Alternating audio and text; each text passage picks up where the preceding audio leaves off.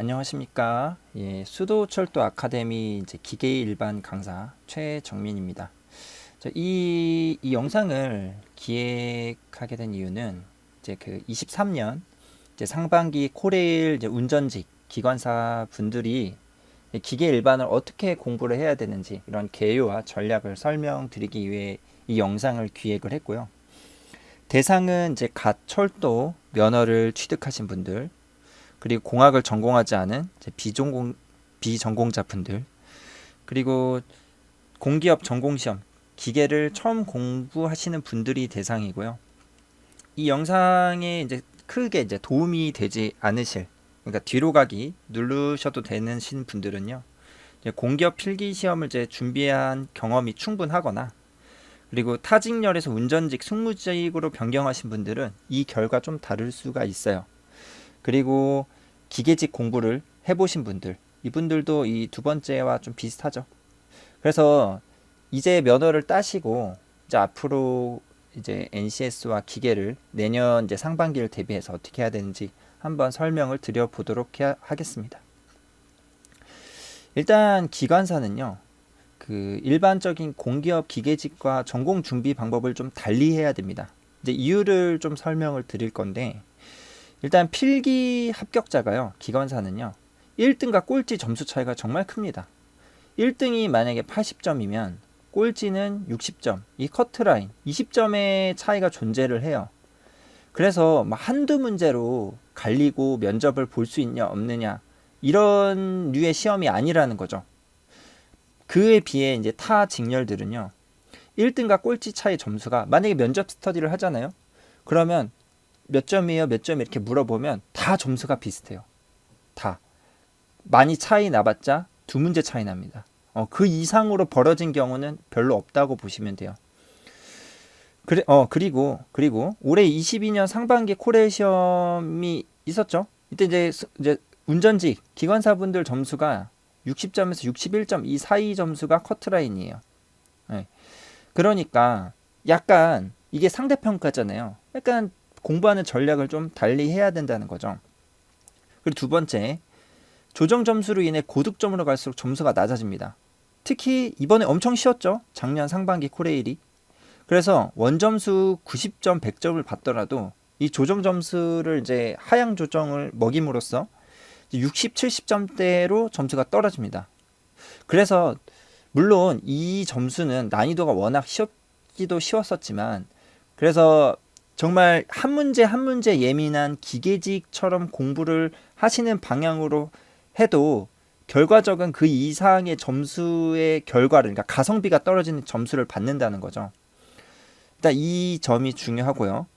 그래서 NCS와 전공을 둘 다 완벽히 공부하는 게 물론 좋죠. 물론 좋지만 지금 이쪽 기관사는 면허를 가지고 있는 제한 경쟁이기 때문에, 그리고 다양한 사람들이 존재하죠. 뭐 기계직은 기계 전공한 사람들이 경쟁하는 거고, 전기는 전기끼리 경쟁하고, 이렇기 때문에 완벽히 공부할 수 있는 사람이 정말 소수예요.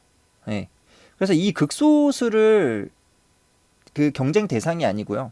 우리가 이 시험을 합격하기 위해서는 커트라인을 들어가는 가장 효율적인 방법을 찾아서 이 방법대로 공부하는 것이 중요한 겁니다.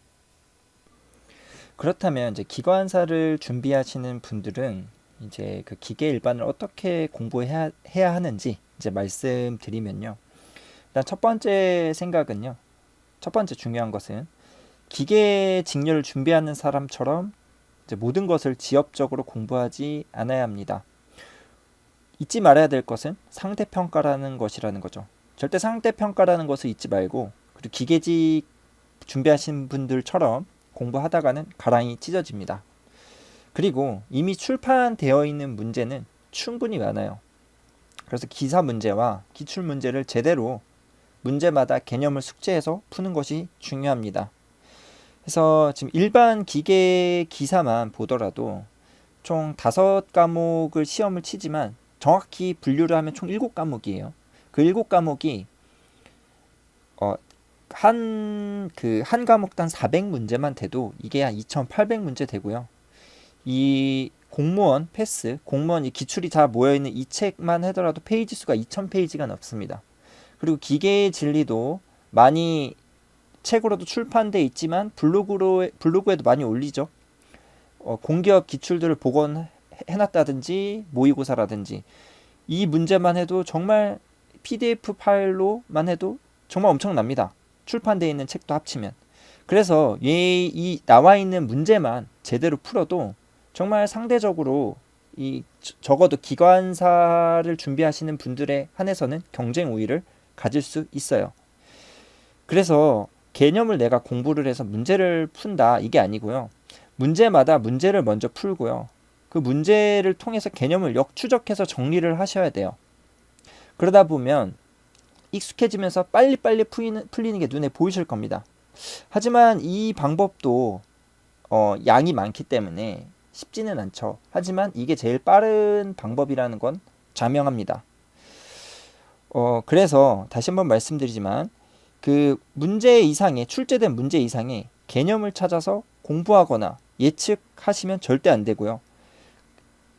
그래서 이 시간을 여기서 아끼고 이 절약된 시간을 이제 피셋형 NCS를 더 공부를 해가지고 이제 65점의 이상을 목표로 공부를 하셔야 되는 거죠.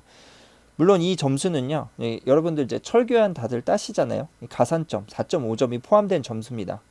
그래서 이 점수를 목표로 어떻게 이제 내가 면접을 보겠다. 상대적으로 내가 경쟁자보다 우위를 가지겠다. 이런 생각으로 접근하시면 됩니다. 그래서 위에서 언급한 패스와 그리고 기사, 그리고 기계의 진리 이 세 가지 문제를 잘 푸시고 개념을 정리를 하셨다면요. 올해 22년 상반기 코레일 문제 같이 정말 쉽게 출제가 되면요. 90에서 100점은 충분히 가능하고요. 만약에 이제 난이도가 좀 적정하다면 좀 어렵다. 그럼 70에서 80. 만약에 쉽다. 그럼 80에서 90이 충분히 경쟁력 있는 점수로 맞을 수 있으실 겁니다.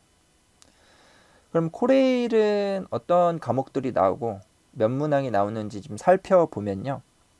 코레일은 일단 연력학, 유체역학, 재료역학, 기계재료, 기계설계 이렇게 5개로 채용 공고에 명시가 되어 있고 경중 없이 5문제 고르게 출제됩니다. 그래서 연력학에는 열전달 개념이 조금 들어가서 이 문제도 같이 출제가 되고요. 그래서 열전달도 좀 추가로 공부를 조금 해주시면 돼요. 그래서 전체 25문제로 출제가 됩니다. 그래서 문제를 토대로 그 이제 개념을 제가 공부한다고 했잖아요. 그래서 이후 영상에는 이제 문제를 몇 개 좀 선별을 해서 개념을 설명해 보도록 하겠습니다. 예, 감사합니다.